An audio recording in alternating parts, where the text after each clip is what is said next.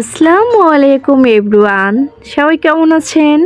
আশা করি আল্লাহর অশেষ রহমতে দেশ ও দেশের বাইরে সবাই ভালো আছেন।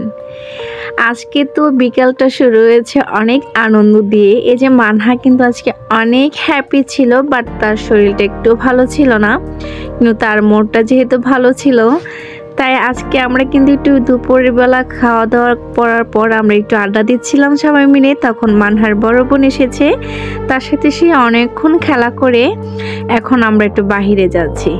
কারণ হচ্ছে আজকে মানহার যে ড্রেসটা আমরা ওই দিন কিনে নিয়ে আসছিলাম তার মাদ্রাসার জন্য, সেটা বানাইতে দিব। সে আসলে যেতে চাচ্ছিল না, তার বোনের সাথে খেলা করবে, বাট এখন যদি না যায় তাহলে রাত হয়ে যাবে। যেহেতু এখন শীতের সময় তাড়াতাড়ি অন্ধকার হয়ে যায়, আর পরে সে আর যেতে চাবে না। এই জন্য দেখেন তাকে বিভিন্ন কথা বলে তাকে এটা সেটা কিনে দেবো, তাই আজকে তাকে বের করেছি। আর এই যে কত কিছু দেখতেছিল আর বলছে এটা কিনবো ওইটা কিনবো, মানে সে বাহিরে বের হলে সব কিছু আবদার। আর দেখেন এই সময় যে মাছ পাওয়া যায় আসলে আমি চিন্তা করতে পারি না। হ্যাঁ, বিকালবেলা কিন্তু সবজিটা সুন্দর পাওয়া যায়, বিভিন্ন এলাকা থেকে গ্রাম থেকে নিয়ে আসে। এই যে দেখেন কি সুন্দর মূলা, টমেটো, কাঁচকলা অনেক কিছু নিয়ে এখানে বসেছে। আর এই যে এই পাশে দেখেন ফুলকপি, বাঁধাকপি, লাউ, অনেক সুন্দর সুন্দর সবজি বিকেলবেলা। আসলে সচরাচর বিকেলবেলা আমার বের হওয়া হয় না, বাট আজকে বের হয়েছি। যে সাইড দিয়ে কলা, মুরগি আর যে শাকটা দেখে গিয়েছি, এখানে কিন্তু অনেক রকমের শাক আছে, বাট কাজটা আজকে সেরেই নেই। যাওয়ার পথে সব কিছু টুকিটাকি যা প্রয়োজন সব কিছু কিনে নেব। আর কবুতরগুলো তো অনেক কিউট ছিল। আর এই যে টেলার্সের সামনে এসে দেখেন এই যে এখানে কতগুলো বানর খেলা করছিল। মানহা তো দাঁড়িয়ে গিয়েছে, আমরা কিন্তু অলরেডি টেলার্সে এসে গিয়েছি।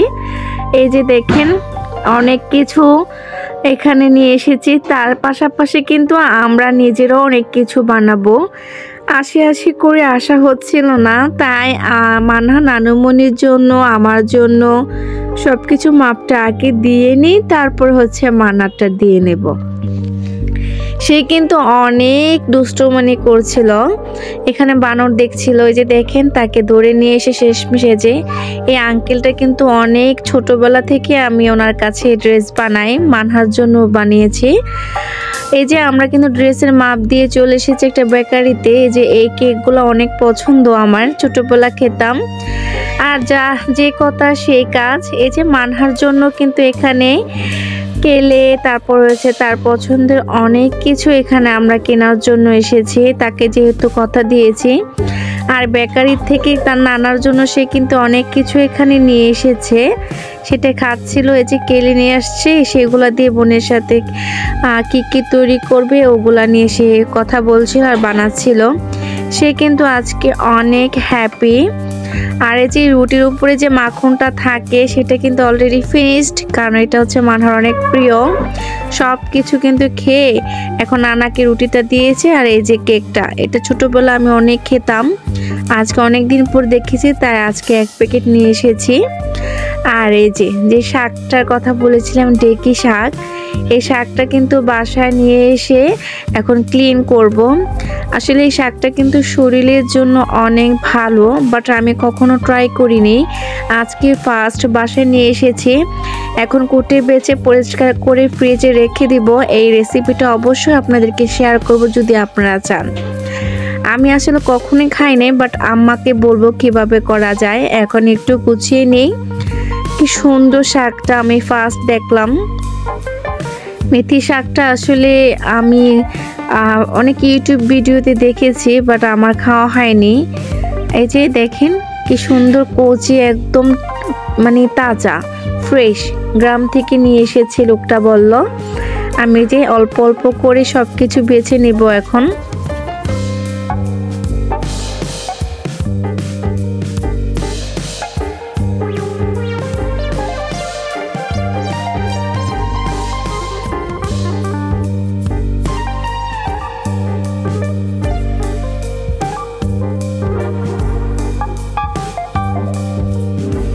আমার কিন্তু অলরেডি শাকগুলো বাছা কমপ্লিট হয়ে গিয়েছে, এখন রেখে দিব।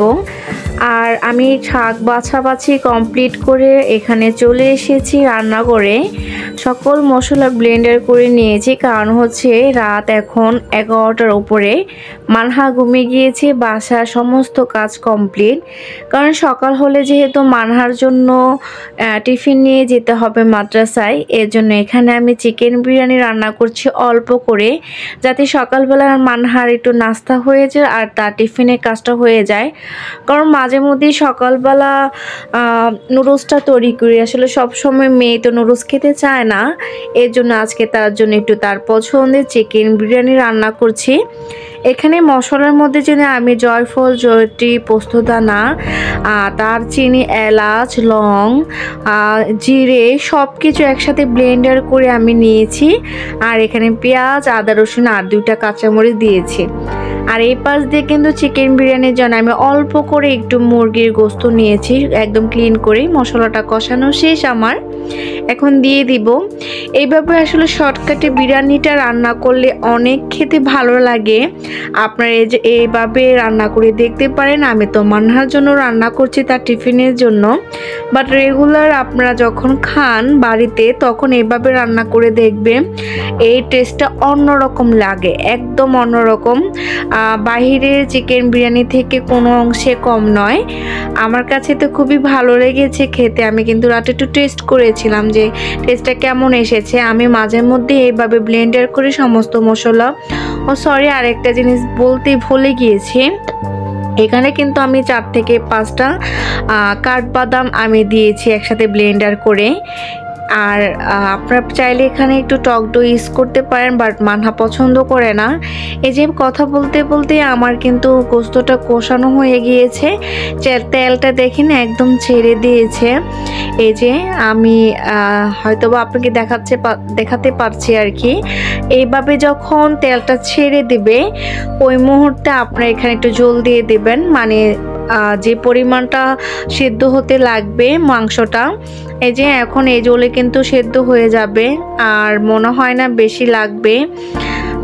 আমি এইভাবে রেখে দেব যে পর্যন্ত মাংসটা সফট না হয়ে আসে, আর ডেকে দিচ্ছি।